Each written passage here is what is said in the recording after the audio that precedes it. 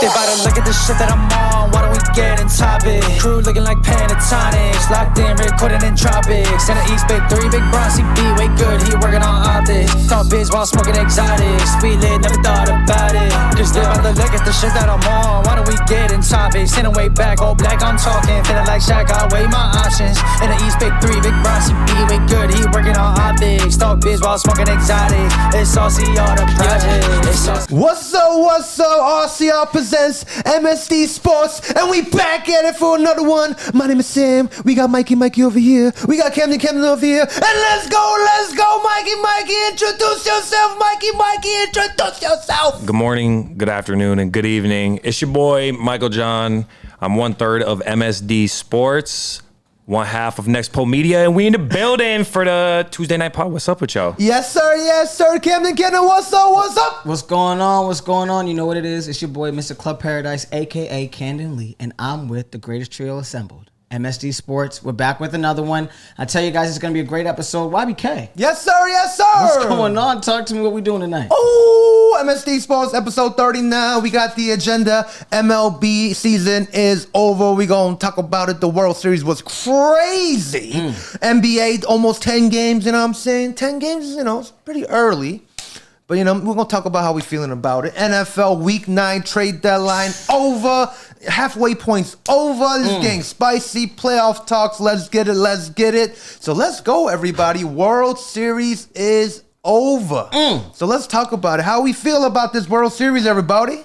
Guys, I was surprised. I was, just baffled at the situation of Game 7. Woo!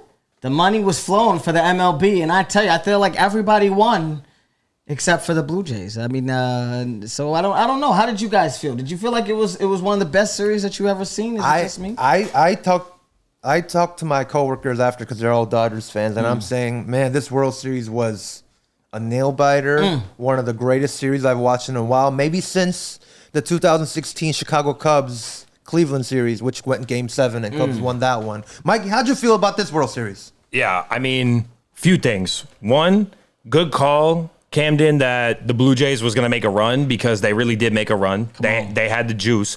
I've never seen a team outperform another team thoroughly and still lose a 7-game series like that.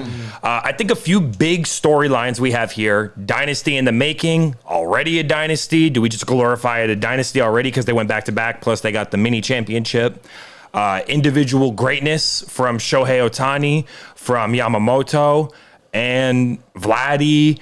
Blue Jays resurgence, near miss. I think there's a lot of great storylines from the World Series this year. I agree. Most definitely. I agree. I mean, for me, it was like, all right, I watched it in a fan's point of view too, right? One man that really got me going this whole postseason was the pitcher. Yoshinobu Yamamoto has been just masterful, and he showed it. Yeah. In the most highest level of baseball, the highest tournament, you know what I'm saying? The most that's the highest one you can get. And this man, he had a back-to-back complete game appearance. He warmed up in an 18-inning game, about to pitch the 19th, but Freddie Freeman hit the walk-off. Come on. And I mean, this man was pitching crazily, godlike. And I feel like we have to give so many kudos to this man, Yoshinobu Yamamoto. I mean, when you look at this lineup and you kind of look at what the Dodgers done, they paid this man a brick before he even pitched anything. You know what I mean? So they paid this man knowing that this guy was going to be an elite talent, and I think he really showed that. I mean, this World Series, I know, you know what I mean? It's great. Shout out to the Dodgers. You know what I mean? Everybody's going to talk about deferred money versus real money. Everybody's going to talk about, the Dodgers, paid for this World Series. At the end of the day, it's all Major League Baseball players, and you got to get those outs. You got to get those hits. And at the end of the day, I think for me, seeing Yamamoto pitch the way that he did, I think it was probably one of the most inspirational, achievements that I've seen. It might not be one of the greatest performances ever, but it was definitely inspirational because I don't think if he was able to do that, I think the team as a collective would have kind of came together. I don't know. How did you guys feel? It might have been one of the greatest performances ever, for real. It really might have. Because think about it. How many times do you see a pitcher get the chance to to get like a chance for 3 wins in one 7-game series, basically. It doesn't happen very frequently, so it really was that good. MVP, World Series MVP. I mean, I don't know what else to say. I'm looking for that Grail card because we still don't have that 1-of-1 rookie patch. We don't. It's not found yet. I know YBK know about that. Crazy right now, guys. The 2024 Topps Chrome Update Series pack. In that pack, guys, the Yamamoto rookie patch card 1-of-1 auto is not found yet. Not found yet. Yes, and that we are predicting if Paul Skeens... Hold on. Yes. Camden, how much do you think that's going to be worth? Because we know what the approximate number, the Well, over-under. I need a little bit. Give me a little bit.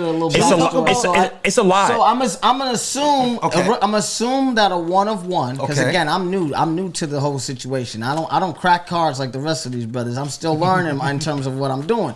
So I'm assuming that a 1-of-1 means that there's only one ever made. Yes, correct. It's nobody has it. Yep. It's in one pack. That's it. Yep. That's and a then 1-of-1. What's cool about these rookie patch autos, we'll show you a picture as well. Okay. It has like the actual emblem, like the rookie debut. It says rookie debut on the emblem, straight from the jersey onto the card, as well as their first direct on the card autograph. It's white. It's a thick card. It's really like a sight to see. It's a very highly valued collectible. And so I'm gonna say now that I'm thinking, I mean, off camera, YBK kind of showed me a little bit of somebody else real quick, and he'll show a little bit of the screen. Thank you very much. So I'm gonna assume that's a lot of money. You see that number? I didn't see the number. I'm gonna assume about $1 million. Okay. Now with this situation, the MVP, it might be $1.5 million. Maybe I say $1 million, maybe $1.5 million, but I say a cool $1 million. All right, and then now after you say that, I have one thing to tell you. Okay. We'll tell him how much the Paul Skeens sold for, and then now tell me. Give me. So the Paul Skeens only won Rookie of the Year right now. Okay. And the hype that brought him from LSU, this man pitched like 146 pitches, still pitching like 100 miles per hour. That hype brought him. Right. The rookie patch 1-of-1 Paul Skeens was sold for $1.1 million. That's what 1.5. 1.5. So you're thinking with the Yamamoto. I'm thinking. But Yamamoto has 2 rings now. This is what I'm saying. And a World Series MVP. This is what I'm saying. I'm thinking if it was just I'm gonna get the card before the MVP, I think it was a 1.5 situation. Okay. Now with the second one, I'm thinking 2-2. 2-2. Ooh, 2-2. I'm thinking 2-2 because that's 2. You get $1 million for each ringy. Yep, exactly. And a nice MVP, and a little extra. 200,000 is still substantial. That's a lot of money. He's playing for free at that point. He didn't get paid to play, but he, you know what I'm saying. That endorsement money was nice. I agree with his number. Yeah. I agree with his number. It's a lot of money, basically. 2-2. To sum it up, it's a lot of money, yo. Now my question. Lot of money. Now I have a question to the boys. Yes, you know what I mean? yes. Like I said, I'm still new to the situation. If you know what I mean, if one of y'all will happen to pull one of this card, are you selling it or are you keeping it for the rest of your life? Okay, I got this. Talk to me, please, because I gotta know. I already talked I want to see everybody's. Shout out LA Sports Cards. You had a great trade night tonight, but at that event, I even told the people, if I pull this Yamamoto card, if you pull it, I retire. You retire? I become a full-time card content creator. I retire, everybody. Come on. Because I'll be selling that right away. You're going to sell it? 2 million, 2.5 million. Give me that money. Give me the money. I'm gonna become retire from work. You know what are you gonna do, Mikey? If you get it's going to auction for sure. Someone's gonna reach out to you. There's probably a bounty out already, like a very high amount of money you could get right away. You might want to go to auction with it, or you might want to see what's up. I would probably sell right away because I'm trying to focus on family building. I'm trying to focus on spend some more time with my wife, the homies, work on our own endeavors, artistically, creatively. So I'm selling. I want that money for sure. Okay. And I like Yamamoto. Don't get me wrong, but like I don't like him enough to not. That's life changing money for someone so you know what I mean? Life changing. 2-2. All right. Okay. I mean, I'm still new to this whole card thing, so I might the thrill of just being able to pull that might just be enough for me. I might hold it one more year though, in case like a Cy Young. Well, I'm saying, what if they go another one? What if they do another one? A 3-peat? And then I'll wait one more year. Yeah. And first off, I might just tell you two, but y'all have to swear y'all don't tell nobody except the MSD family. But yeah, I would call y'all to immediately. I would say, let's get some insurance, figure some shit out. We gonna see the signs, huh? And You then- told me we gonna see the signs. Y'all gonna see it. Y'all ain't gonna know, but y'all gonna see it. Y'all might not hear nothing from me, but y'all gonna see. You gonna be like, why did Camden just give me $50K in my account real quick? He said his content budget. He said he's gonna loan me a little couple dollars. He said, listen, I went somewhere. I found some cards. It was, I found them packs, baby. Found them packs. I love it. What do you? Yeah, YBK, you can go ahead. Otherwise, because I got some thoughts about World Series here. Oh, go ahead. I was just gonna say one thing that stood out really from the series was that there was two classics in the series. Two games that were classics: an 18-inning game, Game 3, and then Game 7 down on the road, come back. Extra innings, win, two bona fide classics in one 7-game series in a competitive series. It really drove this series. I feel like for my lifetime, I can't really think of a better. When the Red Sox won, we always whooped. Right. We whooped send that behind home. You know what I mean? We either sweep with, you know what I mean? Gentlemen's or sweep. So instant classic, all-time great series in my life for World Series. Yeah. Maybe the best one that I've ever seen.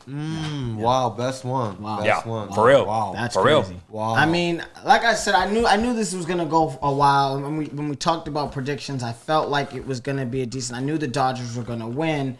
But I think, in terms of maybe not emotionally, this was probably the best World Series I've ever seen. But in terms of actual, first off, we got the replay with the out in terms of home plate and stuff like that. That was amazing. I was like, wow, for the first time in the history of life, the technology makes a difference, and it matters in this situation.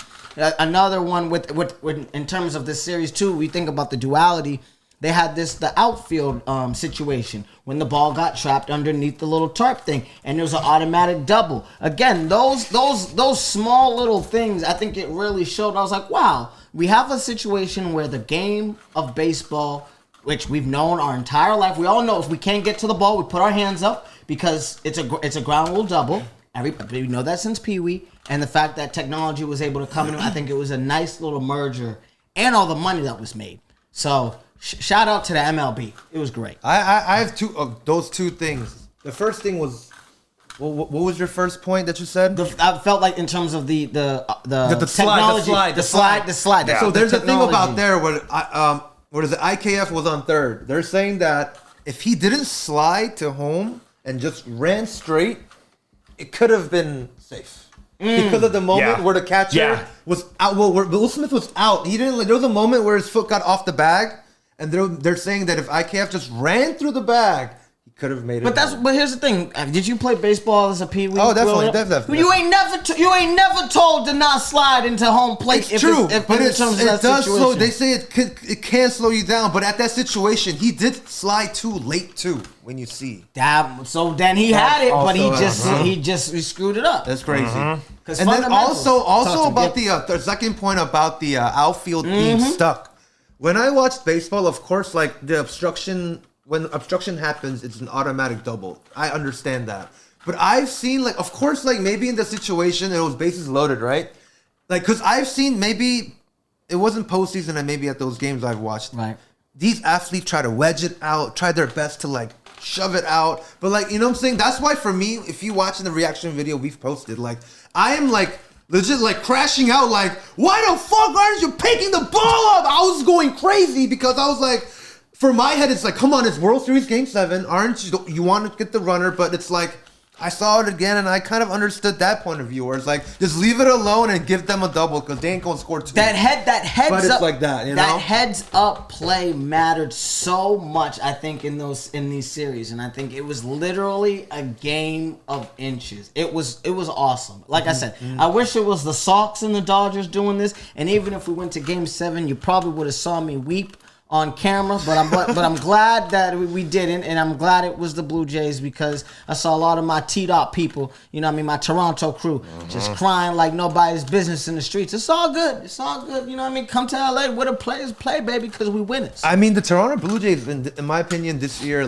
we no one expected them to have a run like this, and we see their lineup construction. It's they're not really built on like home runs. Like they know how to play like the old style of baseball where it's like you have George Springer, he can get you on base, and you have Lucas batting second. Like, who's this guy? He was in the Triple A's last year, but he knows how to get on base.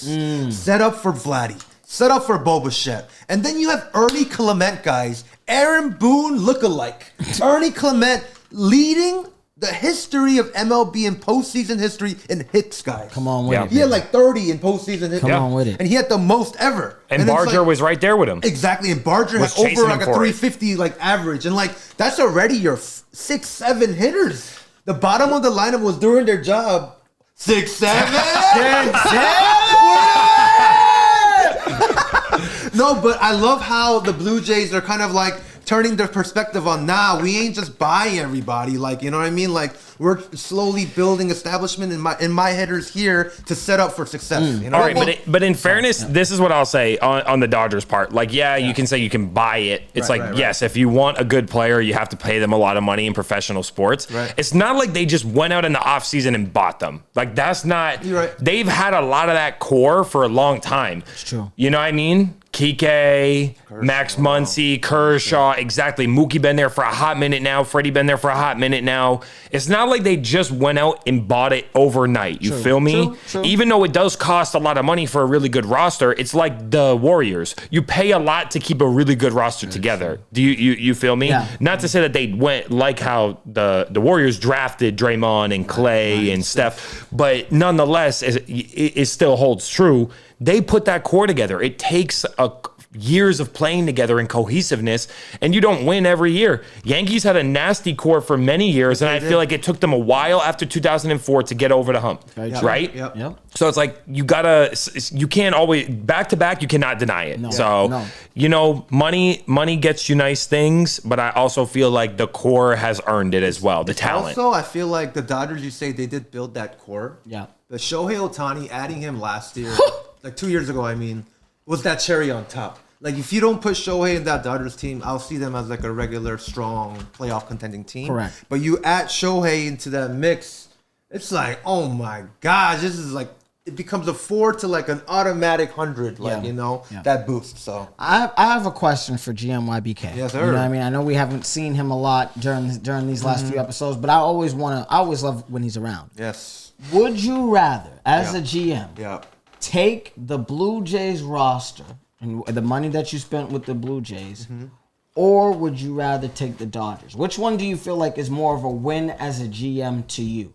Like payroll-wise? Payroll-wise. Yeah, it's like, hey, like, we won the chip, and it's great because I spent a crap ton of money, or it's, hey, like, I actually, like, worked my behind off to figure out how to kind of maneuver some of it, not all of it, but maneuver a little bit compared to some of these other guys that I'm going against. I'm kind of leaning towards the Blue Jays way. Okay. I'm like not saying like Blue Jays aren't no like small market team. Right. They're still top 3 in active payroll. But in terms of like what I just said about like the change of like hitting philosophy, it's like it kind of went back to like setting up for your 3-4 hitters. Like I watched a video where like, when I'm looking at the 7, 8, 9 hitters, I'm not looking at how many home runs you hit. I don't care if my number 9 batter hits 20 home runs.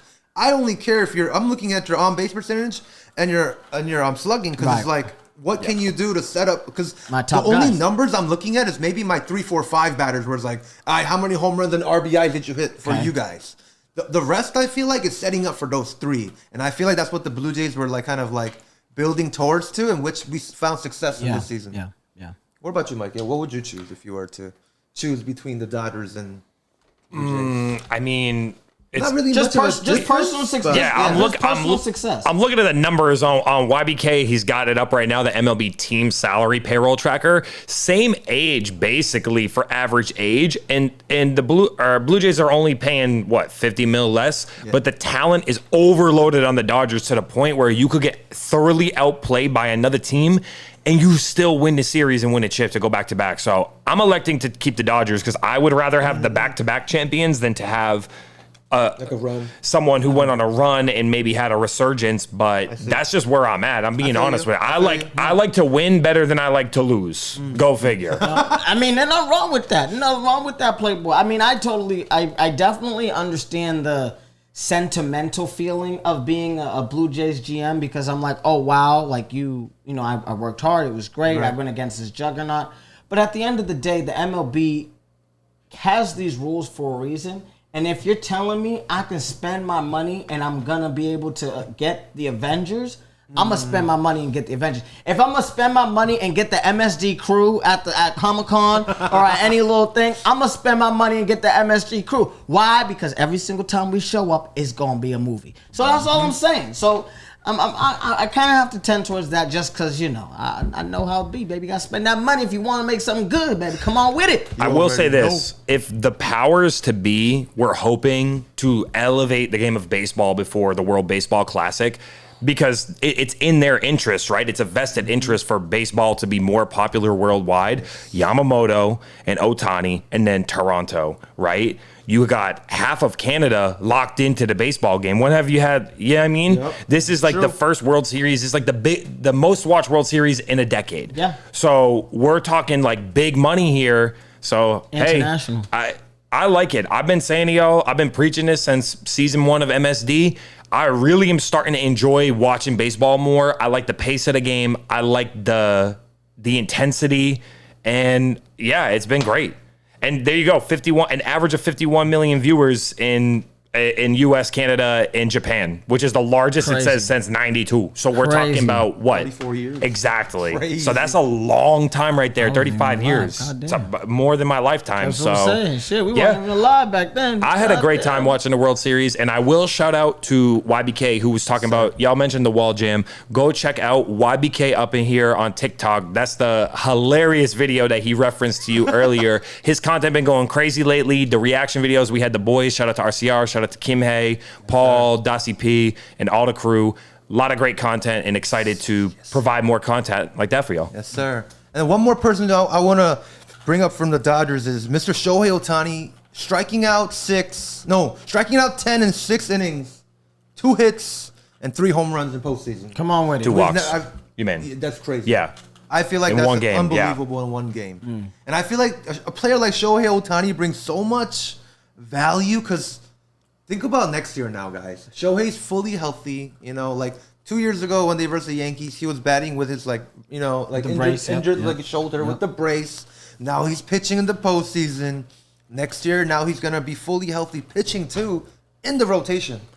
Do you feel like that's going to be a thing? Do you want him to be pitching on a regular basis, especially based on the success that you've had the last couple of years with Kershaw leaving? You feel like it's time. What's regular basis? You mean like it depends on how much of a part of the rotation? I'm saying a normal pitcher usually gets 25 starts. They get like 30, 33 is like the max you can fill. So if we give him 15? At most, 2/3 of that. At most. So me, I would prefer maybe half of that, and you do it when necessary. Because when you were signing free agency, you're paying that $700 million because you can pitch and hit. Well, you got Blake Snell, Glasnow, and Yamamoto, right? Yep. And then who else do they have as starters? Was anyone injured or I don't know? Sheehan. Yep.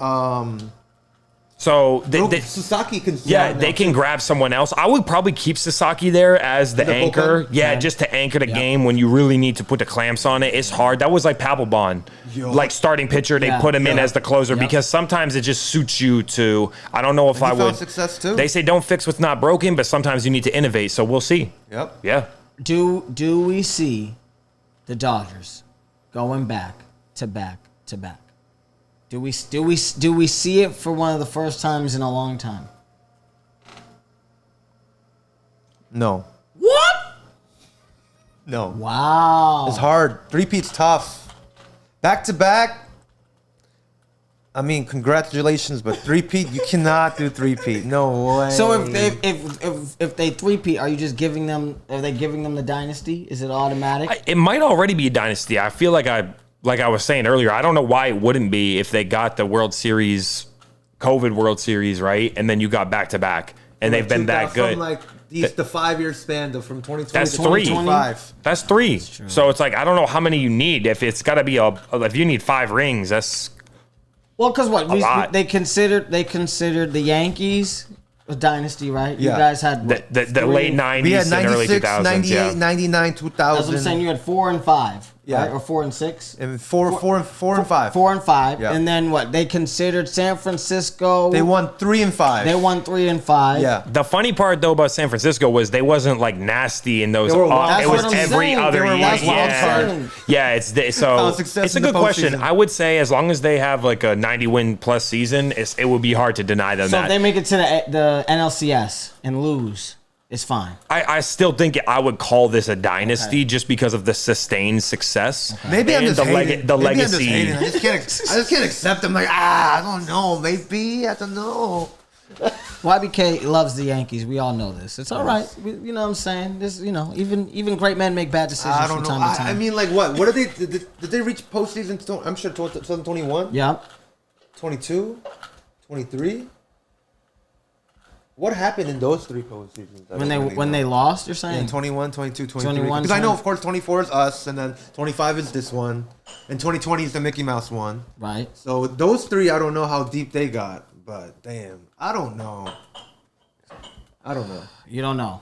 I mean, shortly before that, they came up short against the Red Sox too. So it's like I don't know how many times you got to go to the World Series in 10 years to be a dynasty, but I feel like they should have passed that test. But nonetheless, we looking up. We looking up. Yeah. Yes. ALCS? That's right. NLCS, yeah, well, 2021. so you can't really penalize someone that's if you lose to the eventual champ. That's what you I'm feel saying. me? They won that year. Yeah.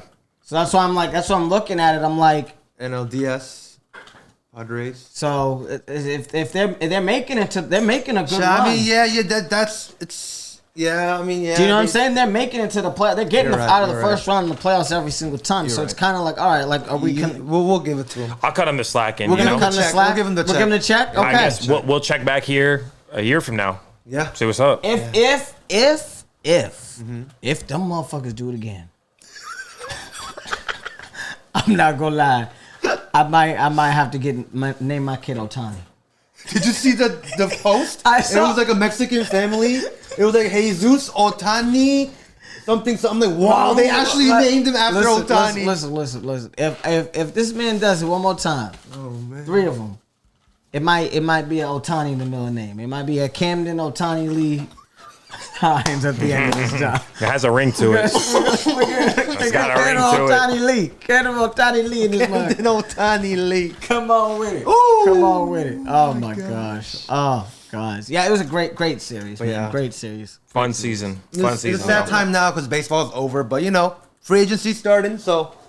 No worries. You get a month. You get 6 So I weeks of think winter. Kyle Tucker, Cody Bellinger, Alex Bregman are Yeah, the top. I'll break the news to y'all when Tucker and Bregman both signed with the Red Sox. Don't worry. Come on with it, baby. Wait a minute. You think Kyle Tucker I'll break the and news to Alex y'all. Bregman Don't gonna worry. sign with the Red Sox? Listen. When it happens, we'll let you know why. That's when G and YBK, you Word already to my know. brothers. We'll figure it out. We Word got to you my covered. brothers. We got you covered. Let's get it. Sheesh. Ooh. Guys, I tell you. One thing that isn't at an ending is really just at our beginning. Yep. NBA. Yes. We're what 10 games in. We have a lot of special teams. I feel like that I'm just very surprised about. Chicago is one of them. My Lakers are riddled true. with injuries, but we're doing decent. Yeah. And Wembyama. It's My going dog. crazy, guys. How do you feel? How do you guys feel about the NBA? It's been 10 games in. What are we thinking? I mean, damn, I just wish Jalen Williams came back. Damn. I mean, Thunders are doing well, though. 'Cause Yeah, I mean, I'm sure they're taking their time. Right. So there was, as a fantasy Jalen Williams person, they're really evaluating Jalen Williams in 10 to 14 days. And that came out 2 days ago. Okay. So, but I mean, for them, I feel like there's no rush for their main, second guy to come back. Yeah. Or third guy. Well, they're 9 and 1. Yeah, 9 and 1. So I feel like, yeah, it makes sense. If they were 5 and 4, okay, we might need some trouble, but yeah. how you guys feeling? I would start from there. The first thing I'll say for big Champions. storyline from the NBA is that there is a new standard, right? Yep. 5 years ago, Yep. 6-7 years ago, we was looking at the Warriors. And this is the new gold standard of the modern NBA. And yeah, the champs is nasty. Shea is nasty. Jalen Williams got a screw coming out his wrist, and they didn't even need him. They said, take your time. Yeah. Make sure you get right before you come back. They're nasty, bro. I mean, I don't know what else to say. I mean, what's his name? Darren Fox came back tonight. Yep. So basically, The Spurs have been doing well. Stephon Castle and Victor Wembanyama taking their team in their backs. Victor has been pretty good. He's been playing great. Yeah, he's been playing out of this world. I mean, I've seen him almost going for triple doubles these days.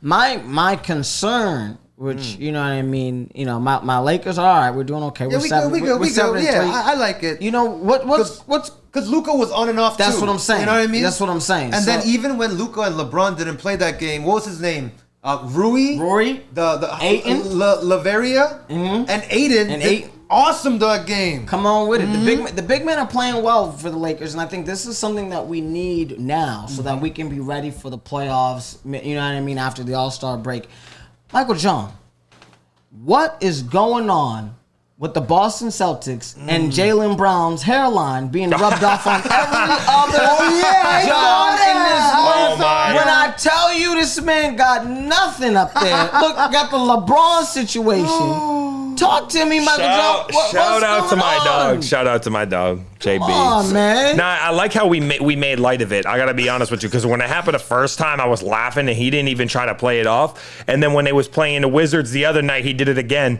He bumped that head. He had on the offensive foul. He said, "Bro, me too." He got the hair on me. So, I mean, I will say this: the East is kind of shifting, right? Yes. I mean, think back to the LeBron era. We had LeBron doing his thing and running the East for all them years. Didn't matter what seed it was. Last few years, or maybe last 5 years or so, you got the Heat always in that involvement until Jimmy obviously had that drama last year. And Celtics would always get there. Celtics, Sixers, Knicks. But I feel like the power has kind of shifted. It's really, people really want to place it into the Knicks' hands going into this year. But really, if you look at it so far, there's a lot of parity, a lot of competition. The young Pistons back at it, playing well. Cavaliers playing well. Bucks, like you thought so. You thought Giannis. I know you brought. That's your cousin. I know. I ain't trying to disrespect Cuzzo. I'm just saying. I didn't think they was gonna be that nice. I mean, Miles Turner, like that's what you added. But you know what? He ain't even really needed to be all that for them to succeed. There's a lot more competition. I do think the Celtics will figure it out and get into. They'll get into at least the play-in. Okay. That's what I think. Okay. But the power has shifted in the East. It's disappointing that Tatum is out. It's disappointing that we had to move on from Kristaps and Drew. Sure. But you know what? I'm excited to see what the Celtics can be, you know? Yeah. Hopefully, instead of rubbing off the hair, he can rub off some leadership on some other people. I don't know what to say. Clip that. If you're watching that, clip that. That's hilarious. That's my response to jump back to. Oh, my gosh. But he's playing well. He's playing well, though. Shout out to JB. He's playing well. I feel like he's playing efficient. He's playing strong on defense like he usually does. He's a two-way player, so just got to figure out how to string together some wins. Oh my God! Yeah, I mean, at the end of the day, I think when you look at the East, especially, you know what I mean, the top, you know what I mean, you kind of see the teams that we felt were going to be great. Pistons, young.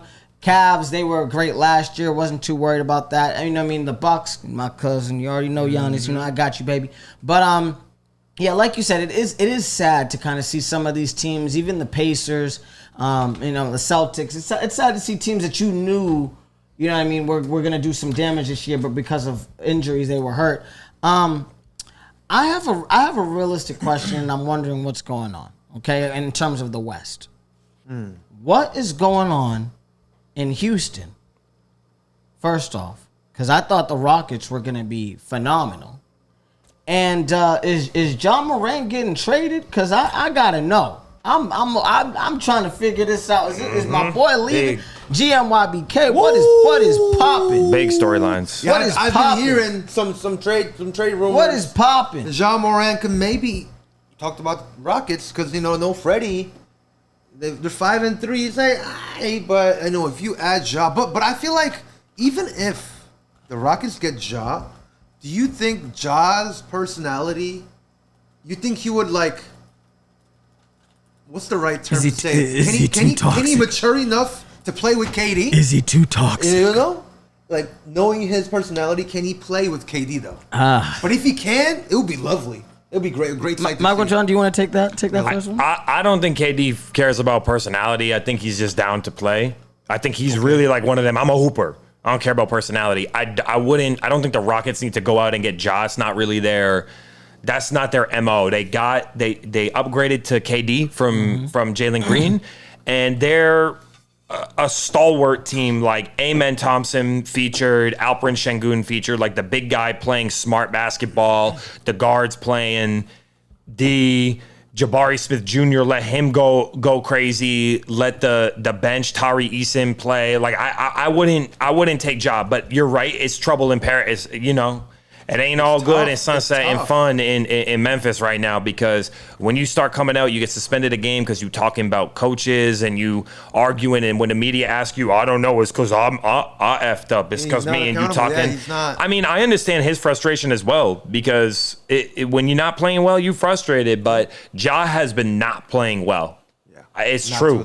So, but I feel like in terms of the Rockets, like, win-loss record, I feel like as long as you don't go to the play-ins and make 1 through 6, like not even 1 through 3, like 4, 5, 6, you're chilling. I told you guys. Get in there. I told y'all, like, I wouldn't be so big on Houston to jump into the year. Yeah, to jump into the year. Get yourself in the playoffs and then let KD do his thing. I'm just kind of looking at it in these first 10 games, and I'm just thinking about Michael John, what you said. And I'm like, Houston's, you know what I mean? Houston looks like exactly what you said. They kind of look It's a good team, though. It's a good team. It's still a good team. But they look they look like pedestrian. Like there's situations where they're like they kind of seem in that realm. If you know what I'm saying. They're good, but they haven't really. I felt like they haven't made that separated. But that's what I kind of thought they would be, like around a 6, a 5, a 4. I didn't really think they'd be in that like top 3.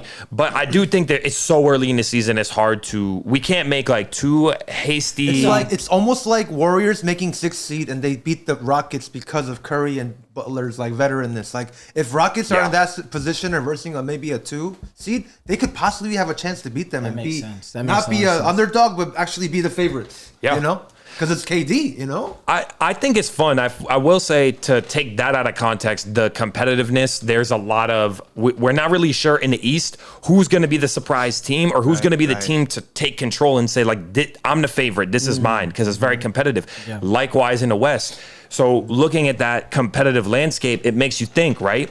We talked about this a little bit last year, the second apron, how you could go over the first apron of luxury tax. Like, I know, like, finance expert, but if you go over the first one, it's a small penalty. If you go over the second one, lock your draft pick, you can't trade it, and you have a penalty. So you notice maybe that's contributing to more competitiveness versus when we talking about you can do as much deferred money as you want. Yeah. None of that here. I kind of like the way it seems to be going so far. I would rather an even playing field in a competitive playing field. So I like it a lot. Maybe these sort of like imposing this second apron or different sort of penalties if you go over for spending money, maybe other sports can take from that and learn from it if it creates a level playing field. If it creates a little bit more. I mean, the disparity between the top and the bottom, especially in the NBA, is pretty large. You know what I mean? You take the top 6 best teams, you take the bottom 6 teams there. It's a wide gap. And I do feel like, yes, creating better parity in the league is also great.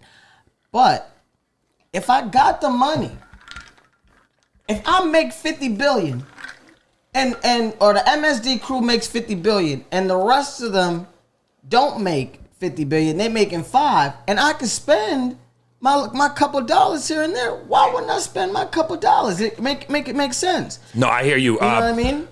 Technical difficulties on for camera side, but you should still be able to hear me right now. Should be good. You're right. You should be able to spend as much money as you want or that you make. But if you don't have, I mean, it's not fair to the teams that have a little bit less money, or in general, I don't think we can let anyone just spend as much money as they want to spend. Yeah. You know what I mean? There has to be a limit, because then anyone could come in. If I have a lot of money and I want to start a team and I want to start a franchise and I have all this money, I could just funnel it all in and then kind of take over. Like, it's, you know what I mean? I think it's simple. Can't monopolize the game, can't monopolize the market. You know what I mean? Yeah. So it's a good question though. Yeah. I will say I like the competitiveness. Another thing that we had a lot of fun talking about last year was the NBA Cup, the in-season cup, which they're now calling the Emirates Cup. So My question is, I feel like there's a few ways to categorize it as we've watched it. I felt like we've all kind of agreed that it added a little bit of intrigue and a little bit of interest. Do you think, I feel like there's kind of an energy that some people think is a bit of a distraction more than it is like an accolade or a distinction that's really worth going for. Are we feeling like some energy this year? The courts, I don't really mess with the courts when they do this crazy color on the courts for the NBA Cup because I be watching and my eyes are so sensitive. Right. But I kind of like for the lower seeded teams or those lower teams that are fighting for playing time and fighting for that extra check. I like it for that. I think what we had last year, I think we had Milwaukee and Atlanta, something like that. That was the kind finals? Of, that was in the finals. Indy. Sorry, Indy. Right? Indy, or was it? Didn't Giannis win? No, it was the Thunder versus the Bucks, right? Because it's one from each. It's one from each bracket. I remember especially on the East, it was Atlanta and Milwaukee, and it was nice for a team like Atlanta, who you knew wasn't really going to do any big damage in the playoffs, to really kind of have their moment to shine. A lot of times, bro, I'm not really watching the first 20 games of the NBA like that unless I'm betting on my parlays. And I think a lot of times, having these early initiatives, it kind of helps guys get engaged. That kind of helps with the NBA to kind of start everything, because really people aren't really paying attention unless you like watch ball like we do. Mm-hmm. People aren't really paying attention until the All-Star break and then seeing, okay, this is where everybody is. You know what I mean? All-Star weekend is kind of like, oh, it's the start. It's like this.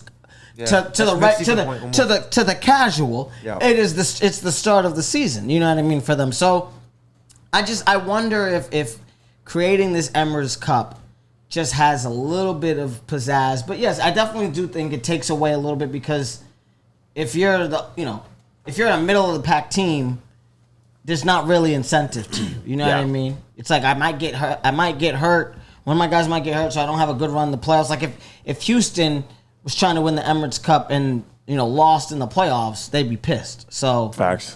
It all depends. I feel like I agree with Mikey's point on like the younger athletes that don't get the playing time, like don't get the recognition. Like, what if you're like the Utah Jazz and you win the NBA Cup? You get that $550,000, right? Each player wins like a little a lot of money, yeah. And like you get the whole like award, the whole like party thing going on. Like, I feel like to add that to like a low market team like Jazz or like Pelicans, like the team that didn't really win much, not really have playoff success, I feel like brings more. I'm sure for like the veterans, it's more like let's just play, let's just run with it. But I do agree with the courts though. Recently there was some bright. Was it the Hawks or was it the? It was like bright yellow, and I'm like, if your eyes bothered by the screen, imagine what the player's eyes is. Mm-hmm. You're right in front of you. You're playing on it. So I do feel that you should be watchful with the colors. Yeah, I think the problem when you continue to do something when it first came in, all right, it's cool, but the novelty wears down quickly, and maybe I'm feeling that way. I don't know yet. We got to see how this plays out because it's very early in Cup play. Yeah. We'll see how it goes once they get to Vegas and they actually playing for it. I think they're playing in Vegas. That's where they'll go back to Vegas. So. Yeah, I mean, I think that's an interesting storyline. I'm also surprised that neither of y'all have brought this up, because maybe this is a storyline that I felt like y'all two would have brought up. Mm-hmm. What's going on with the GOAT of our era? Because I think one of the biggest storylines of this year, if we're talking NBA, LeBron James. This it?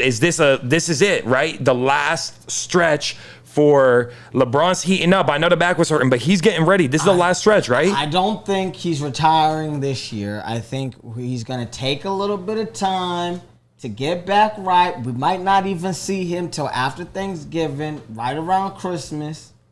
He's taking his time. Christmas gift. He's taking his time. He's taking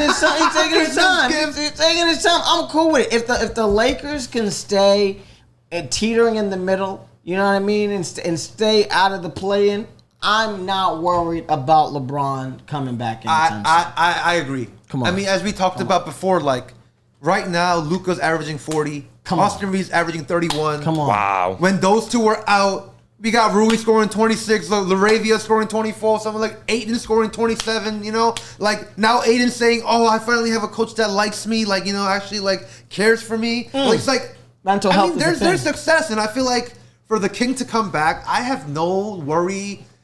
Be 120% and then come back. Play some golf. Don't be no 98% come. Nah, just make sure you 120%. Because I heard from Steve Nash, and we talked about it before. Yep. LeBron got his own timeline, everybody. His own time. So, you know what I'm saying? Lakers are 7-3. We okay right now, okay. these 10 games. Luka didn't even play these 4 of those 10 games. That's what I'm saying. So we chilling. So If we was 3-10, I'd be worried. Yes. But we chilling, especially with Luka not playing. I am not worried. You know what I mean? Come on, Luka led his Mavericks team to the finals by himself. Come on, dog. It's Aiden, LeBron, and the Don. But don't you think that this? I mean, I don't know what the bigger storyline is, if there is one. Maybe it's if SGA can win the MVP again, and the Oklahoma City Thunder go back to back. Maybe that's a bigger storyline. But as we're looking at the parallels between Kevin Durant and Steph Curry and LeBron James, and the end of an era is coming, y'all. I mean, when LeBron's gone, it's like you think about the previous era is Michael Jordan's era. Right. That's before my lifetime. I never watched Michael Jordan play live. I did when I was young, but it was after the fact. You know what I mean? I remember being 5, like in '99. You know what I mean? Seeing Jordan, but only seeing highlights, not seeing it happen in real time. I seen LeBron go and do that. I seen Curry go and do that. We seen KD, his career, and these careers are coming to an end. And I can't think of a bigger storyline in the NBA this year besides LeBron James trying to be the number one, or to anchor a team with leadership and play through a playoff run. If they overachieve, if they can get to the conference finals, get to the NBA finals, or somehow win an NBA finals, I would say that it's a drastic altering of the GOAT conversation. It's drastic. So what you're saying is, what you're trying to say is, with just MSD, we just want to make sure you're clear. You're saying that if LeBron wins a championship, he is the new GOAT. Not necessarily. It depends on how it goes. It depends. If LeBron puts up 50, 15, and 15 in 4 games and 50, sweeps, 15. and he sweeps the Oklahoma City Thunder, and he sweeps this, it might be the best. I know, but I'm being facetious. But on the real, if LeBron leads the team to a championship and he plays in the dominant fashion like he's been playing every year of his career that he's ever played, it really alters the conversation. It does, because he still needs to get over the hump, in my opinion. I think he's the best player of our generation, but I don't think he's a better player than Michael Jordan. It's hard to say it. Yeah, I don't think right at this point in his career he has Michael Jordan in his sights. I think he's way behind at this point. But I do think if he wins another chip, it puts him. He's in eyesight. You know what I mean? You can't mention Michael without mentioning LeBron if he wins one more. But right now you can still mention Michael without mentioning LeBron just because he got sick. So, but LeBron would have 5 with that situation, and one post 40. That is dirty. That's dirty money right there. That's most points scored of all time. Dirty money. I can't be mad at that. Top 5, top 10 3 points made all time. All time. Look at the assist list. Look at the rebound list. I'm sure he's top 20, top 25, top 15 on those. So we're just looking at sustained excellence, and it's not going to last that long. So I'm surprised that this storyline isn't being drilled in, but this could be the farewell tour. I don't think it is. I think at the end of the day, and I wanted to ask you guys, who would you feel more hurt to leave the league? Would it be Steph Curry or would it be LeBron? But I don't think any of these two guys are leaving this year. Maybe next year. But who would you be more sad to see leave this year? If without you knowing that they retired at the end of this year, would it be LeBron or Steph Curry? LeBron James. For me personally, it's like, I feel like everyone feels it if LeBron's team doesn't make playoffs versus if Stephen Curry's team doesn't make playoffs. I feel like there's a huge emptiness if the man LeBron James is not in a playoff game in that year. You know what I mean? That's how I feel. So I feel like definitely bigger if LeBron is gone. Michael John, how about yourself? I mean, it's close, but I would probably. I think it's LeBron has to be the answer. Curry's the best shooter, but LeBron's the best player of our generation. Curry's the best shooter of all time. All time. I agree. But LeBron's the second best player of all time and the best player of our generation. Yeah. So I don't know what to say. I think that this is we might look back a few months from now and say, wow, like it wasn't dawning on us that like this could be the last year and this is the last year. What if he gets injured? What if something happens? The dude's got 1.2 billy, right? 1.5. I don't know what he's worth. I know he's worth more than a billy. Yeah, he is. Right? That's not a mistake. That's not an M. That's a B. B. So it's like there's no reason to play basketball after that if you're worth that much. I mean, I would definitely, as much LeBron slander as I've said over the years, and y'all know it real. He does bring, he does bring a little bit of just pizzazz to the league. He's fun to watch. I'm gonna feel bad, but I'm really hoping that this isn't the last one. Hopefully not. I'm hoping we get one more year. What's the odds that LeBron pulls up on Stephen A again? One more time. Don't talk about my son. Yeah, don't talk about my son. I don't know, man. Stephen A. been hanging out with Jerry Jones in the sweet box, avoiding basketball as much as he can. Yeah. But I don't know. Yeah. I don't know. That would be funny. I mean, I think that's a perfect segue because I heard Jerry Jones right there, and I'm dying. We talked like a lot of good NBA, but I gotta talk to you. I need to hear some. It is week 9 in the NFL, and when I tell you the storylines couldn't get any brighter, couldn't get any better, and when I say top 5, you better say Drake May at the end of it. Woo! Oh my gosh! First off, I just gotta tell you, the Patriots beat Atlanta. It was a close game, but it wasn't really close. Drake May had his 9th game of over 100 passer rating. My boy threw for 2 touchdowns. When I tell you, the MVP of the league, the number 1 stunner, Drake May, baby. Drake Lee May, by the way. Drake Lee May. What? Shout out to Camden Lee. It's Drake Lee in this mug. Me and him, the Lee brothers, going crazy in this motherfucker. Did you guys see this game? Are you guys now on the bandwagon? Is Drake May the MVP of the NFL? I don't think I'm not sure if he is MVP yet, just because people want to give it to Josh Allen for some reason. I don't know why the betting odds are so favored for Josh Allen, but Drake May is right there. Sam, your boy JT, is right there. He's moving his way up. Sam Darnold is creeping his way up, right? JSM making an argument for Offensive Player of the Year, too. He said, JT, watch out. Drake May might be what? Top 5. Come on with it, baby. Come on. Top 5. I've been trying to tell you guys this. Last year was not a fluke. This year, I've been watching the games. I've watched every snap. When I can't watch it, because y'all be blacking out the games on the NFL app, I will illegally stream. I will listen to it on my radio. This boy is wheeling and dealing. And when I tell y'all, this week coming up is the biggest week, I think, in Patriot history in a while, okay? Since we was winning. But we'll get to that first. You know what I mean? We've got to talk about a couple things. You know what I mean? The Patriots win. That's always great. Drake May is the best.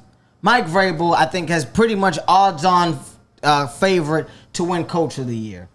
I mean, is it just me, or are the Patriots going to be the number 1 seed in the AFC? Wow. We could be. We have a big game this weekend. Tampa Bay is going to be a real challenge coming off a bye in Tampa. So it's going to be a hard game to win. And I did watch the game last week. Patriots played an amazing first half. We looked like we was about to go up and really put the game out of reach.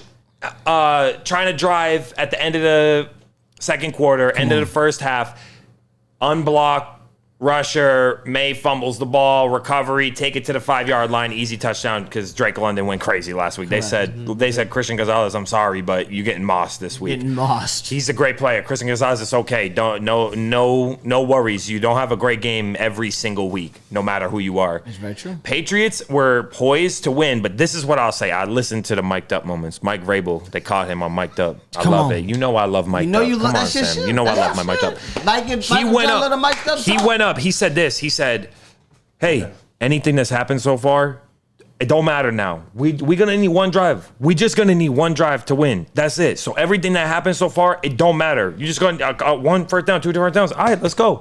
That's it. Boom. And I like Drake Maye because he has poise and he locks in and that's it. So, all right, yeah, we're up big early. We let them get back in the game. Yep. We get a little bit lucky. Second time this year that they had a kicker miss a game-tying field goal late game. So we got a little bit lucky, but we got the first downs when we needed it. Drake Maye, put it down. For sure, top 5 this year so far. For sure. Making a case, best quarterback out of his draft class. I know Jaden had a great year last year. Yep. Dysfunction in Washington this year. JJ McCarthy's eye, right? He's eye. And what else are we competing with? Caleb Williams. Bears are overachieving. They're doing pretty well, but I'm not sure Caleb Williams is showing me the sophomore progression that Drake Maye has. Put it down, top 5. You got that, David. You seeing this mic'd up situation. Are we gonna do a clean sweep? Drake Maye, MVP, Mike Vrabel, Coach of the Year. A lot of football left to play. A lot of football. The talent that we're working with, we'll see. Kayshon Boutte got the hamstring injury, so he left early. So that's the deep threat. But I love the way Diggs has been. He's bought in. Diggs bought into this team. Yes, he did. Yeah, I mean, Pop Douglas. Shout out to Pop Douglas. RP. By the 10, yep. Yeah, to his ung, was killed the night before the game. Damn. He came through, played big, bro. Big money. It's respect to him. I love the heart of this team. The thing that I'm really looking at the end of the day, I feel like Vrabel has just even when you just talked about Pop Douglas in that situation, you know what I mean. You can't coach that. You know what I mean. That has to be instilled in you, where you're like, hey. Yes, we might have had this game plan where we were going to have either Boutte or Hollins or, somebody else running these routes.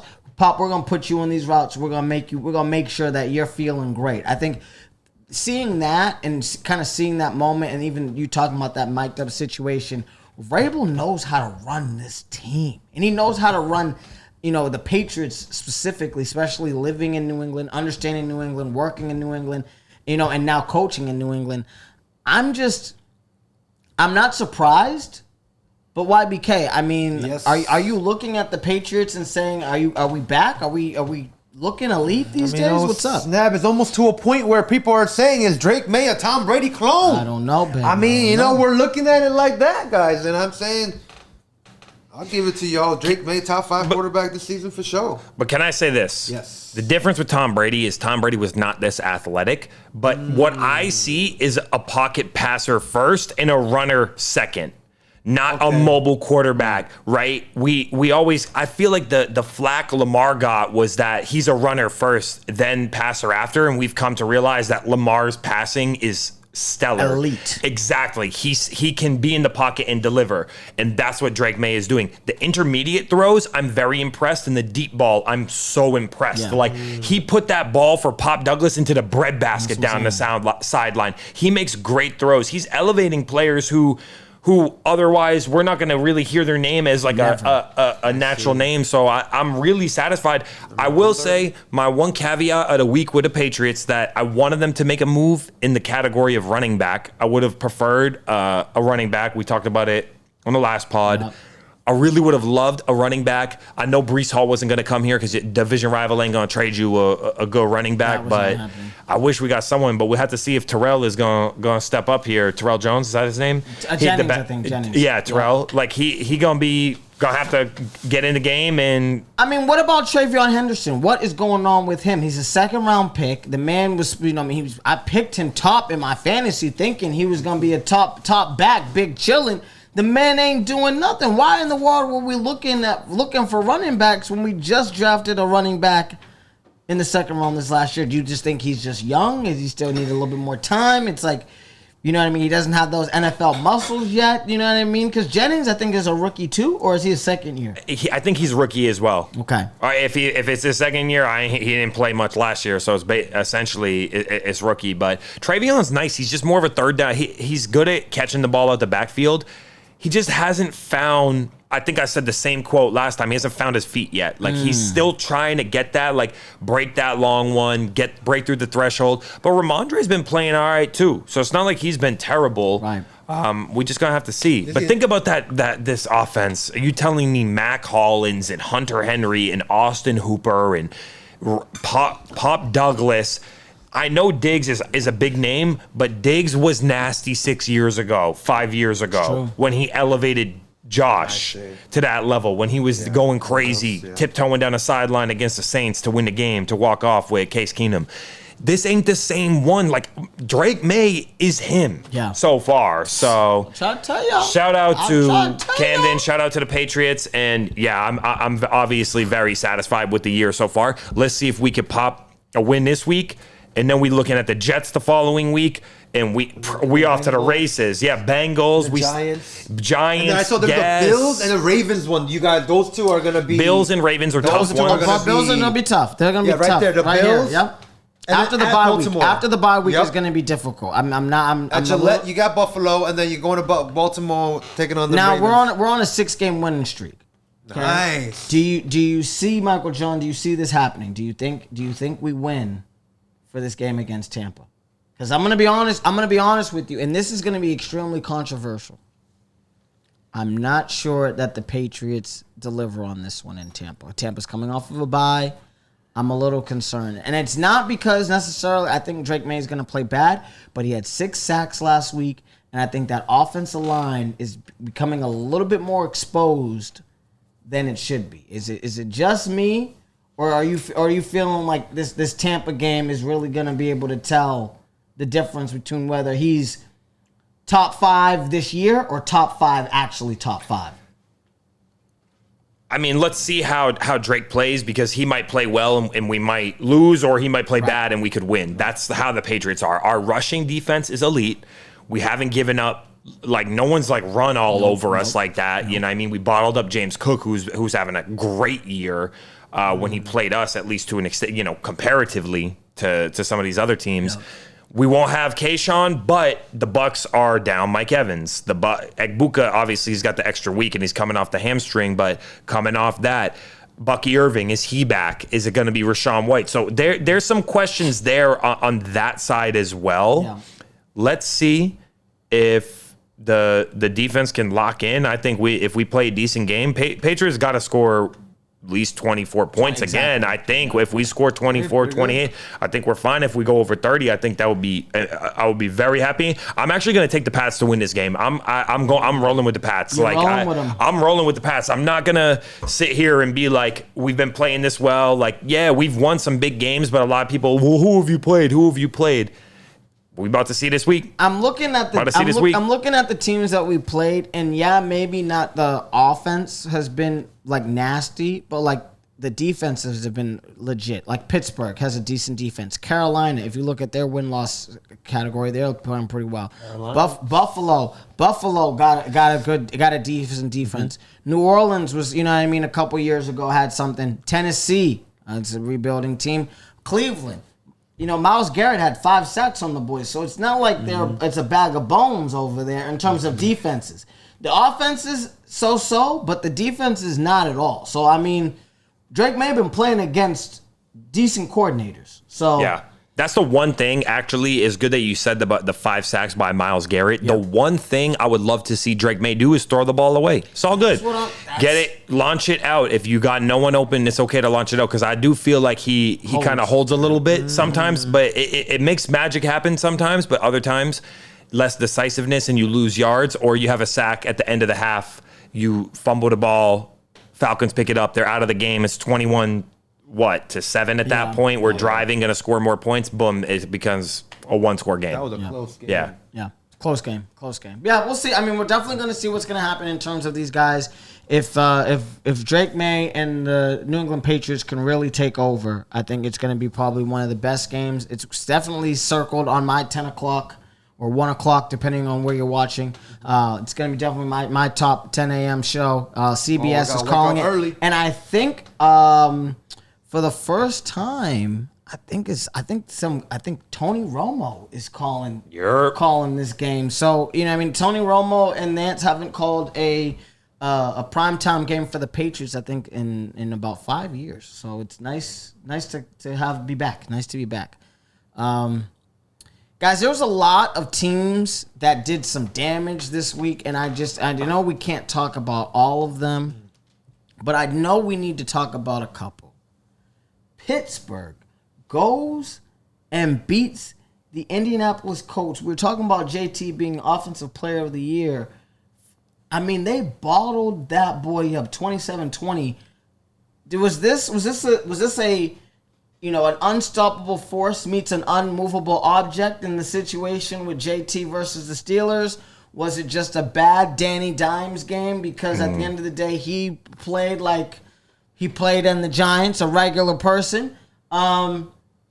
What's going on? Is it Mike Tomlin? It's just a Mike Tomlin? Mikey Tomlin, Mikey T. Damn. No, Mike Tomlin. I one of the few games actually. I haven't been great at picking underdogs this year, but I had Pittsburgh this week because I just felt like eventually you're gonna have to get slowed down.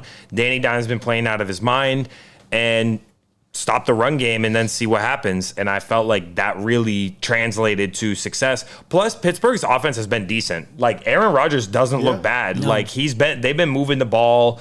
Even when they can't run it, I feel like Warren still got into the end zone twice. Like, he didn't run all over them or wasn't going crazy. Got into the end zone twice. You got DK that you can go to. You got these Freiermuth, and you got the other big boy, like that huge tight end. Washington. Yeah, exactly. So I'm not that surprised. I feel like everything will regress to the mean eventually, and I feel like that's what we saw with Indianapolis, and that's also Pittsburgh coming off of a good game versus Green Bay, a loss, and knowing where the standings look. Ravens had a great game. Looked good. They're kind of making their way back, saying kind of that division's making my way downtown. Exactly. Walking fast. Division's open and I'm running down. Yeah, that Ravens division's wide With open. that Colts loss, there's a new number 1 seed.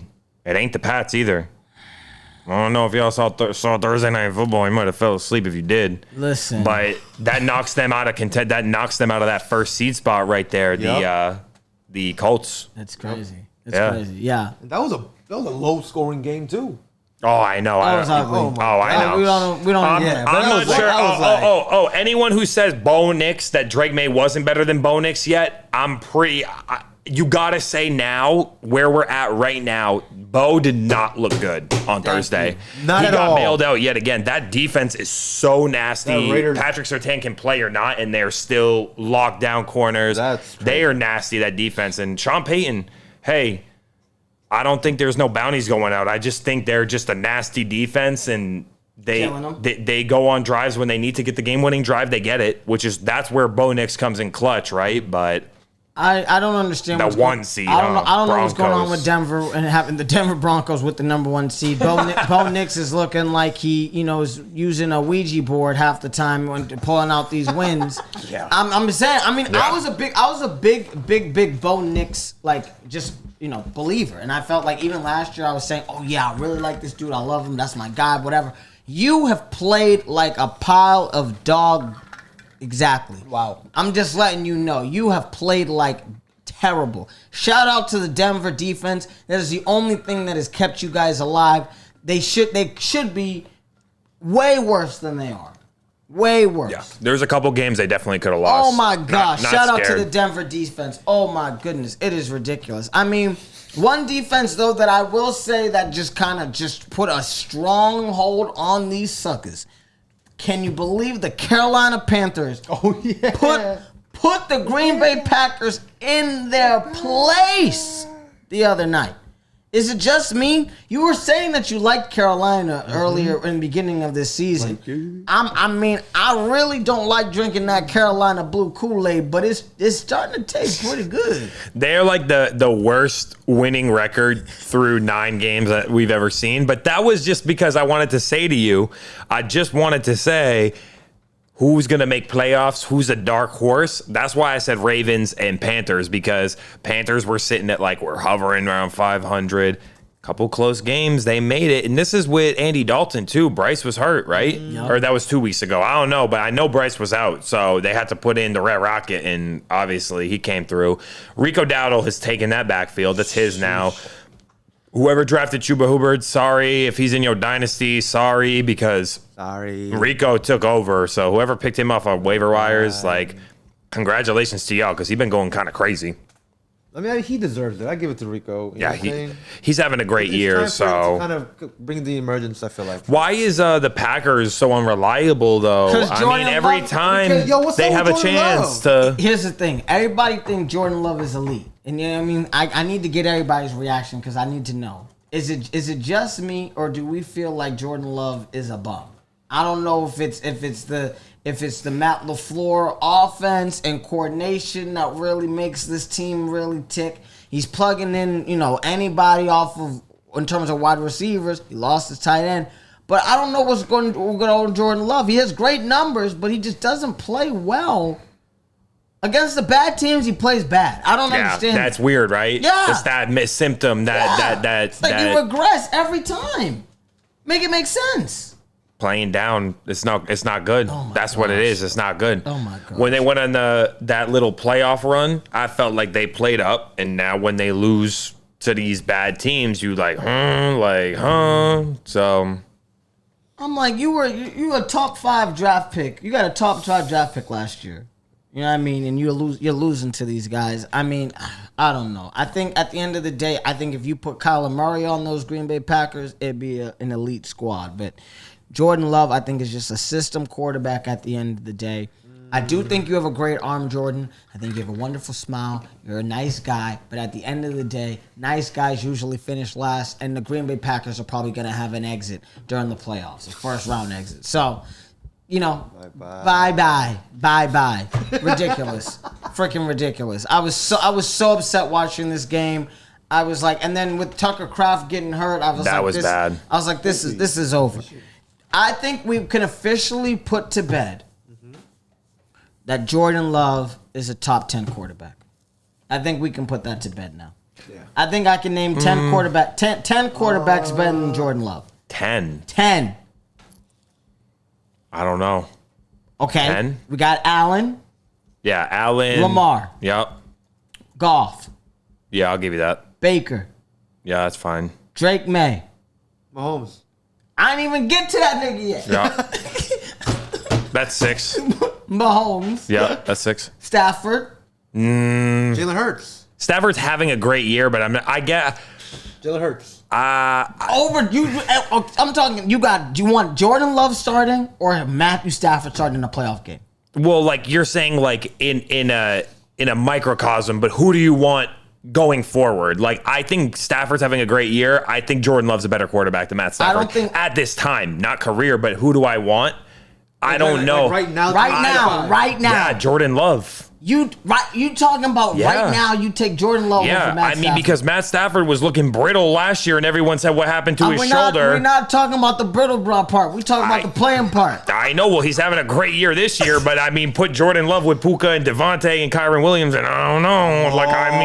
I'm just saying. He got Josh Jacobs, Romeo Dobbs. He got Christian Watson. He got a. Yeah, but he don't have the guy, and Matthew Stafford has 2 of them. Do you know what? I think that's the difference. You make a fair point because Drake May is elevating the guys who aren't the alphas, whereas they still trying to find their identity. I guess I'll give you. I don't want to give you Stafford, but I guess we can. You gotta give Hurts too. And that's what I'm saying. I would give Hurts before I would give Stafford for sure. That's fine. I would give Hurts before I get Stafford. But let's even say Stafford. That's 8. It's close. I guess. Herbert, right? I'll say Herbert, right? Herbert, 9. Chargers. And then who else do we have? Dak? Did you say Dak? Dak. Bro, look at what the Cowboys been doing. Don't say me Dak. Dak, the first few. Don't say Dak right now. What about CJ? Don't say CJ right now. I'm sorry. I don't think so. And what about Sam Darnold?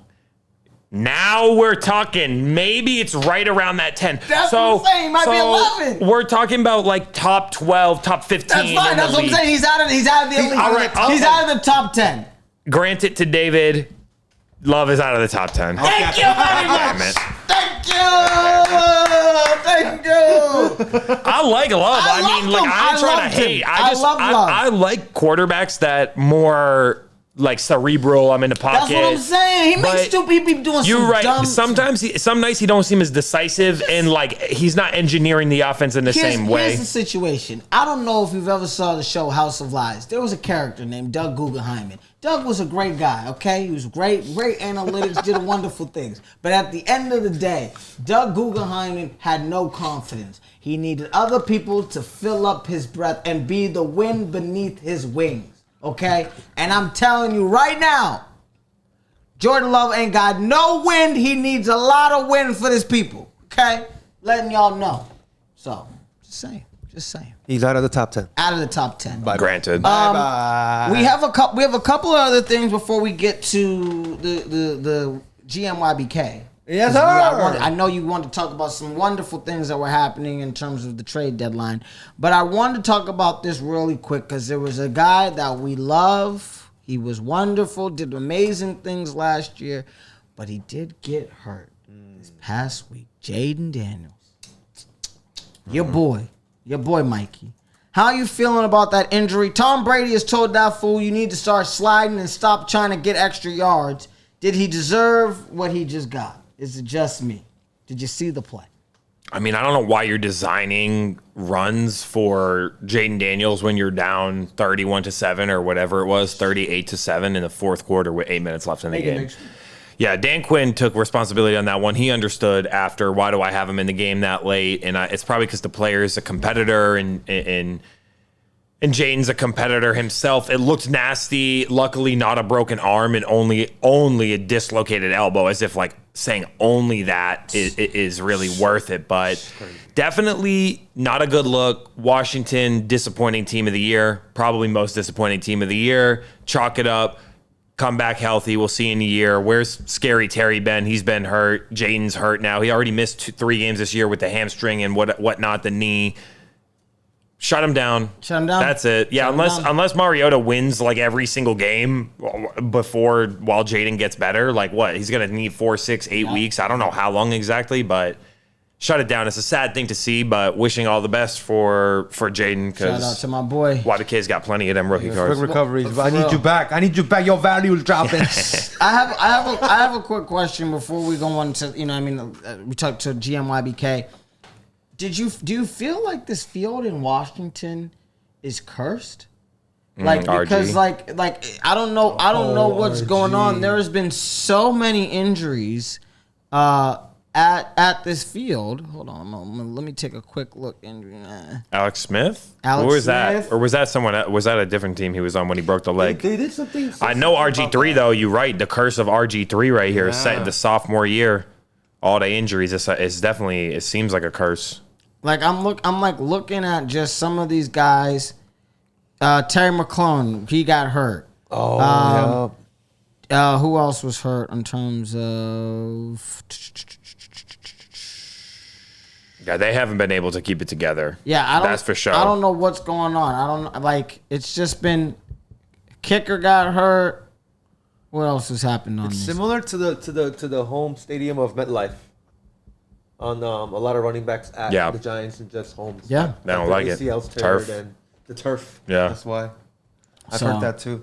I don't know. I'm wondering if it's these artificial turfs, guys. Have you guys been? You guys have been hearing a lot about that. I've heard people talk about it, but I never played, so I have no clue what the difference is. I believe it for sure. So just to give you guys a little clarity, artificial turf compared to and I'd love to get you guys' reactions on this. Artificial turf compared to grass is literally like night and day. So a lot of times, like the Lions, they play on artificial turf. The Colts, they'll play on artificial turf. However, the Steelers play on grass. So the cleats are different. The movements are different. How you cut is different. You're a lot, you're more going on top of the field and running on top compared to running into the field, if that makes sense, compared to grass. And a lot of players say we'd rather take the grass because that's what we're used to playing in high school. Right. Especially if you played in an elite level. The artificial turf has been more for guys who play in the dome, and guys aren't even loving it. So I'm just wondering if we feel like this artificial turf is something that needs to be. Is it similar to, like, how in MLB there's AstroTurf, like played in the dome stadiums, like Tampa Bay, Joe Kennedy Field, like even Rogers Center, I think. The only difference I know in AstroTurf and grass is AstroTurf deflects the ball way faster than the grass. So I wonder if that's the same turf as what they use in football too. And I know, of course, like, they don't throw the football on the ground, but of course, like, if a running back runs, right, like how movement is different compared to turf versus grass is very interesting. Yeah. I'm just looking a little bit just to give you guys a little context on the difference. Natural grass offers a softer playing surface and is generally linked to lower rates of certain injuries, while artificial turf provides a more constant, durable, weatherproof field that requires less maintenance. Yeah. So the friction. So it says that artificial turf can lead to higher friction, increased heat, and specific types of injuries. You know what I mean? You slip and you can't get your feet planted. You can't get your feet planted. Then you should. The thing is, it's probably easier said than done when you in Detroit, because you said Detroit might have it like that because you're in a dome. It's easier said than done because when you're in Detroit, how are you supposed to play in the winter?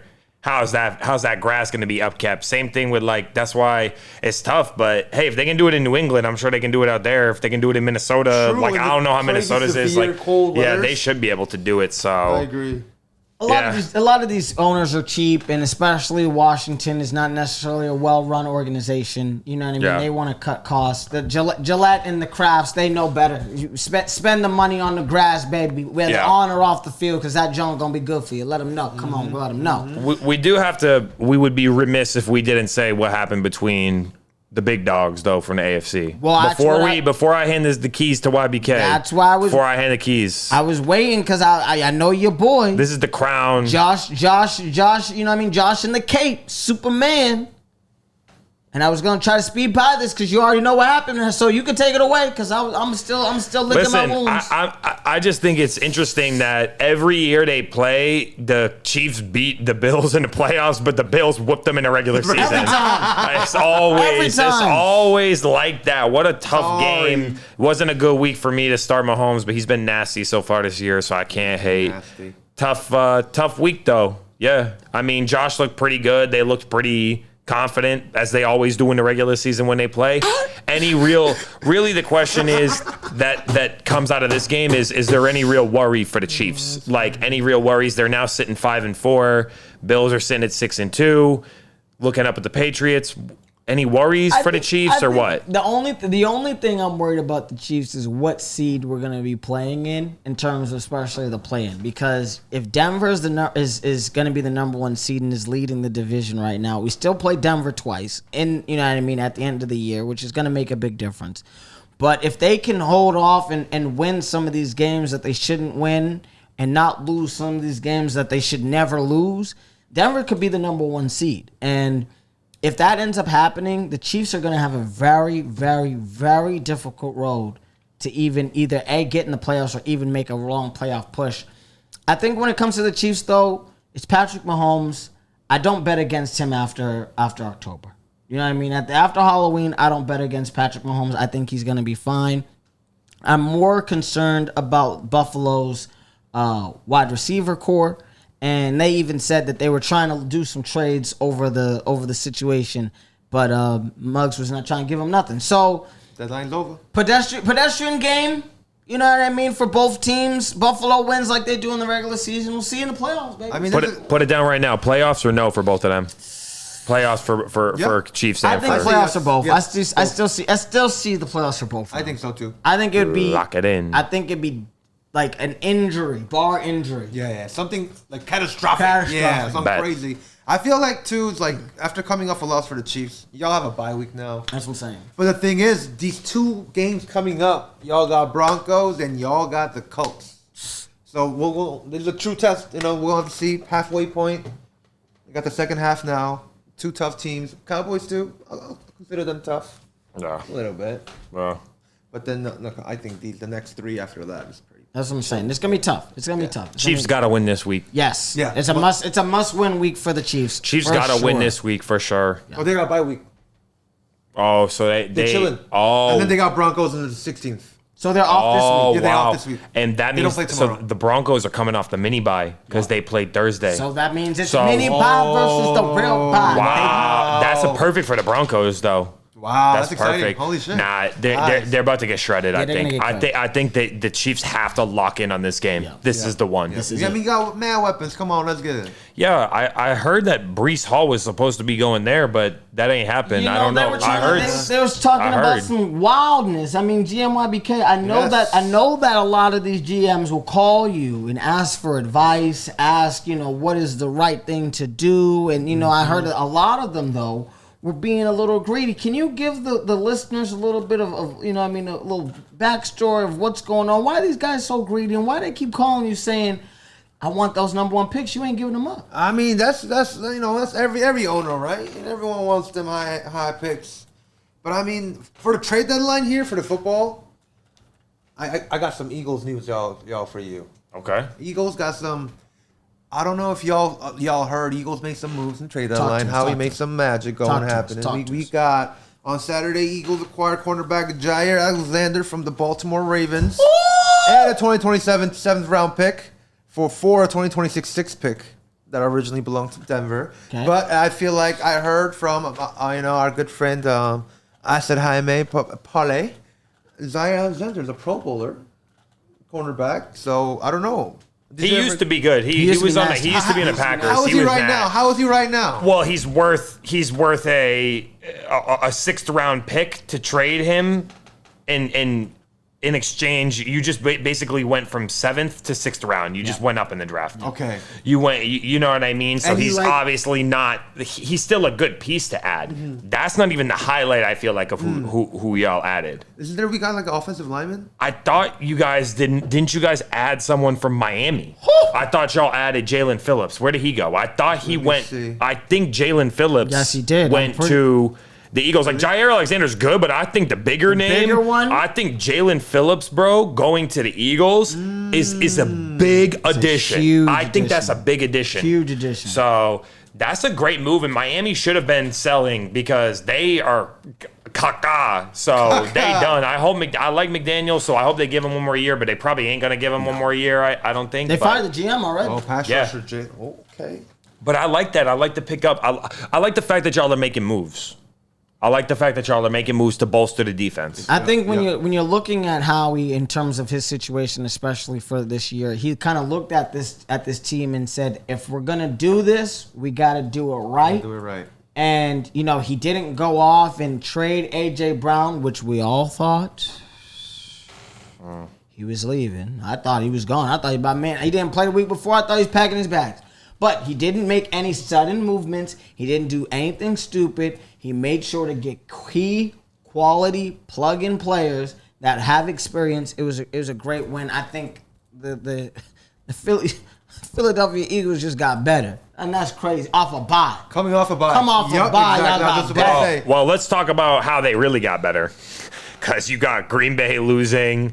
You got all these teams losing who are right there in the division. You know what I mean? Cowboys. Yep. Cowboys again, Cowboys. right? So I feel like y'all didn't have to do nothing. Nothing. By taking Legit a week rest. off, Yep, y'all yep, got resting. the benefit of it. So shout out to the Eagles. Let's go. Good week to take You have off. the Packers coming up. I'm not worried. That's gonna be Monday night, It's gonna be a dubby. I'm gonna be at the It's gonna be a Cosm. dubby. I'm gonna be at the Cosm. Oh, with we my going to book. I'm going to Cosm? Cosm. You know what I'm saying? Shout out to Oh. my peoples. You know what I mean? I have this, my lovely lady, you know what I mean, in my Oh. life decided to surprise me with some tickets. I'm taking one of my boys. It's gonna be great. He's an Eagles fan, my boy Nick. It should be lit. Yeah. We're gonna do a little bit. I might even have to shoot a little content Yeah, you for the might. MSD Yes. people. You know what I mean? So that y'all can have a little something. But Yeah, I'm gonna see that game. It should be a great one. I'm really, really excited. But yes, coming off of a bye, you guys did. Imagine AJ Brown goes absolutely nuts, go over 200 yards. Come on. Woo!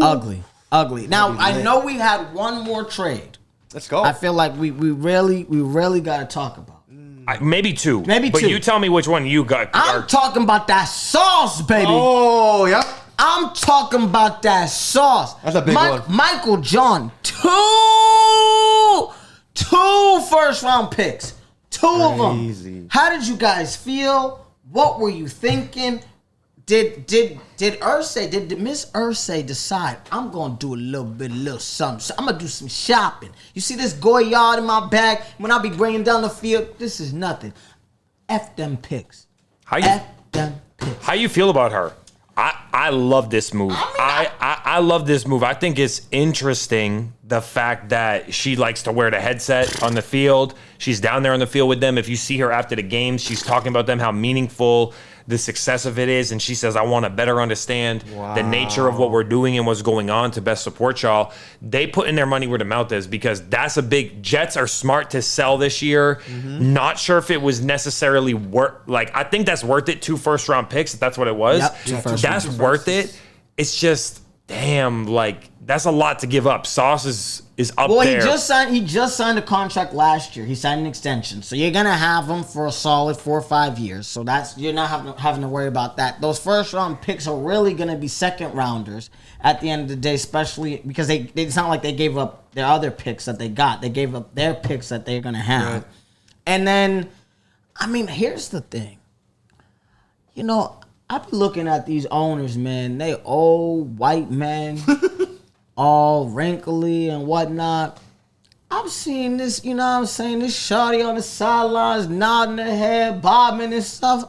Listen, as your boy, Mr. Club Paradise, I love the ladies. And I support women's sports in all areas and all life. I was just with Kim Hay the other day. We was watching a little women's soccer, little foosball. However, I'm kind of liking the women in ownership for this situation. I feel like she's really taking a full 360 approach. She's listening, she's watching, she's spending time, she's researching, and she's doing some stuff. I like it. I think it's cool. I want to say that in this case, I feel like it's risk it for the biscuit. Come on. Because if Daniel Jones plays like the old Daniel Jones, then Sauce Gardner ain't going to make up for it. And then it's going to seem like you overpaid. So it's risky in that sense.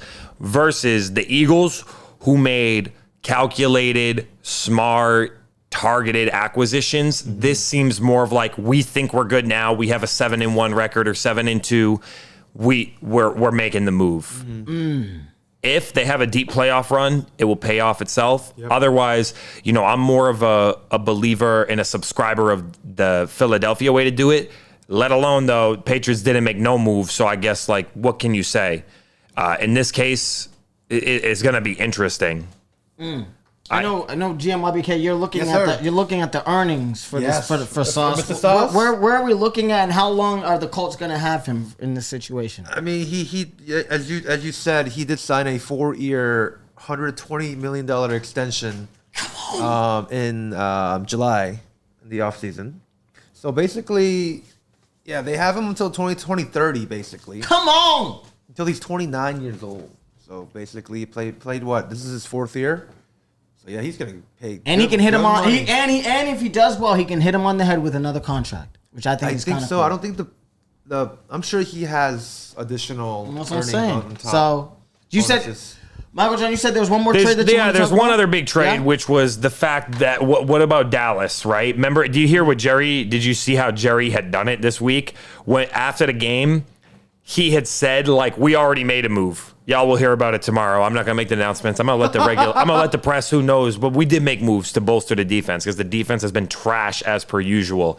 I feel like the Cowboys really are in kind of a lose-lose situation here. They let Micah walk, and now they trade for Quinnen Williams, but they give up a 2nd round and a 1st rounder and another tackle, I believe, an interior defensive lineman. Smith. Man, Dallas, like, why are you panicking to put together the defense last minute? You didn't want to pay for Micah, but now you're going to trade for Quentin Williams? It's kind of crazy. I know, that's what I'm saying. What's going on? I mean, they paid big, and we know they paid. We look at it, we know you paid big. I would have just paid Micah.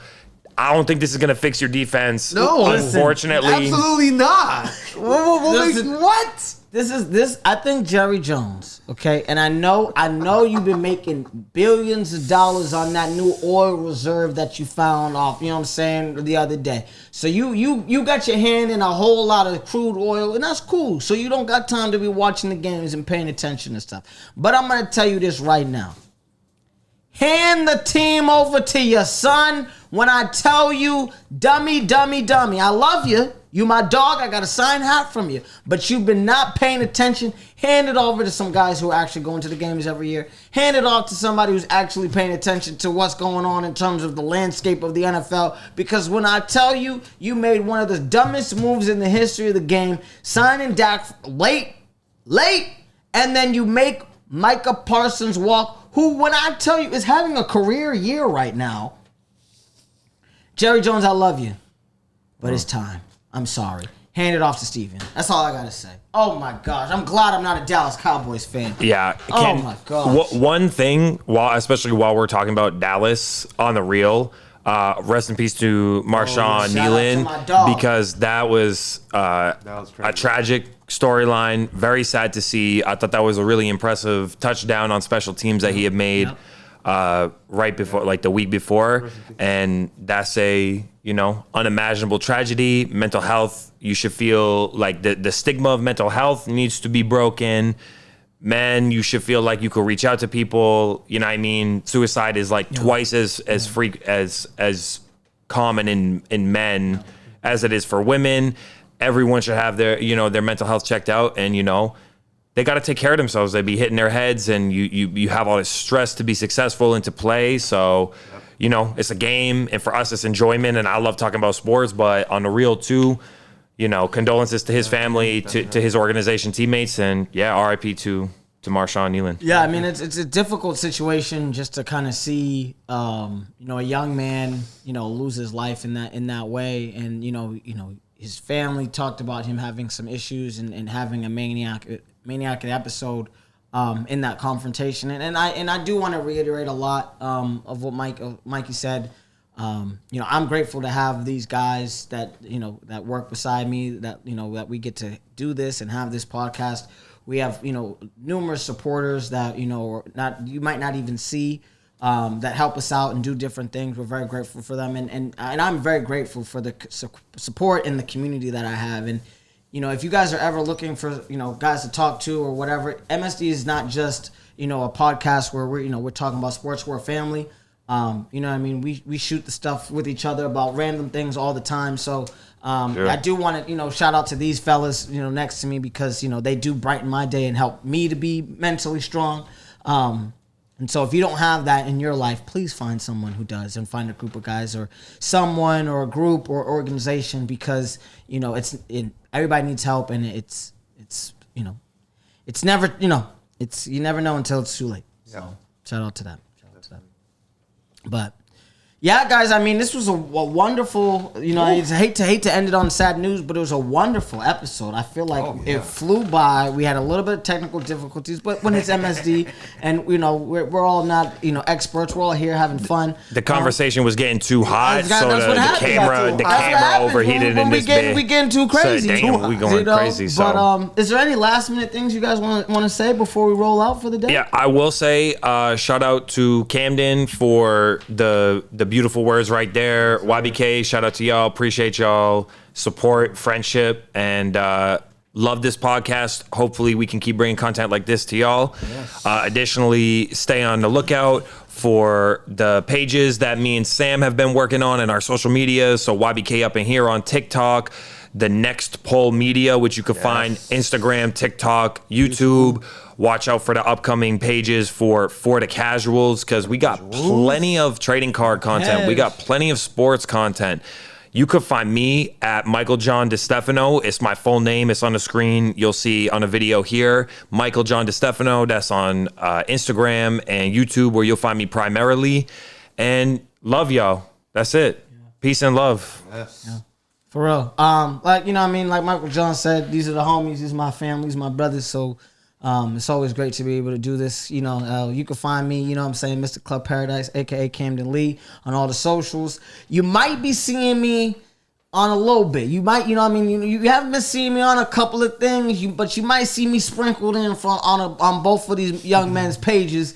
You know what I mean? I'm not necessarily expert in the cards or even in terms of some of the different things, but they bringing me up to speed. Yes. So it's not that I'm not there, it's just more that I'm learning. So I'm more going to be a featured in terms of featured guest and not in terms of a main guest. But I'm very grateful for these men. I'm very grateful and honored to be on this podcast. And MSD Sports, guys. We do it big, baby, every time. Yes, sir. Come on with it. Come on with it, baby. Yes, sir. Yes, sir. Shout out to, Michael John Stefano. Shout out to David Camden Lee. Shout out to the RCR gang, Keem Hay, Acid Hame. We got Bryce. We got shout out to the weight of the world, Zany, you know what I'm saying? Baby. Always there. So let's get it. It was a wonderful, wonderful podcast today. Shout out to Zany. Me and Zany saw the Rams whoop on the Saints. Come on! Had an amazing time at the game. Had some great drinks. Had some good snacks. Great vibes. Great temperature. SoFi's a beautiful stadium. Shout out to Zany Zane. Yes, Rams whooped that ass. They have a big game coming up in December. We saw with the Lions game. Oh, I think I'm gonna be at that game. That Rams game. Crazy matchups coming up for the Rams. They're having themselves a great year right now. Crazy. Come on.